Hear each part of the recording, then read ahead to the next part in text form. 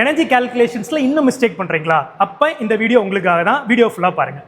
Energy calculation, mass energy equivalence E equal to mc², பைண்டிங் எனர்ஜி Δmc². Okay, so E equal to mc². இந்த ஃபார்முலாவை நம்ம எப்போ யூஸ் பண்ணணும் அப்படின்னு பார்த்தீங்கன்னா, mass in terms of milligram, gram, kilogram அப்படிங்கிற யூனிட்ஸில் மாசஸ் கொடுத்துருக்காங்க அப்படின்னா அப்போ E ஈக்குவல் டு mc² அப்படிங்கிற ஃபார்முலாவை யூஸ் பண்ணணும்.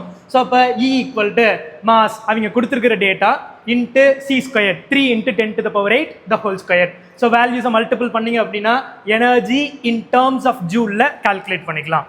In case mass in terms of atomic mass யூனிட்டில் கொடுத்துருக்காங்க அப்படிங்கும் போது எனர்ஜி கால்குலேட் பண்ணுறதுக்கு Δmc² அப்படிங்கிற ஃபார்முலா யூஸ் பண்ணும். as we know that energy equivalence of 1 AMU 931 million electron volt. So binding energy calculate பண்ணும்போது மாஸ் டிஃபெக்ட் AMUல கொடுத்துருக்காங்க, மாஸோட வேல்யூவை AMUல கொடுத்துருக்கும் போது டைரக்டாக மாஸ் டிஃபெக்டை 931 மில்லியன் எலக்ட்ரான் வோல்ட்டால் மல்டிபிள் பண்ணிங்கன்னா நமக்கு பைண்டிங் எனர்ஜியை கால்குலேட் பண்ணிக்கலாம். பைண்டிங் எனர்ஜி மில்லியன் எலக்ட்ரான் வோல்ட்ல கால்குலேட் பண்ணிக்கலாம். Okay, so in terms of mass எந்த யூனிட்ல கொடுத்துருக்காங்க அப்படிங்கிறத பேஸ் பண்ணி தான் எனர்ஜி கால்குலேட் பண்றதுக்கு நம்ம ஃபார்முலாவை சூஸ் பண்ண முடியும்.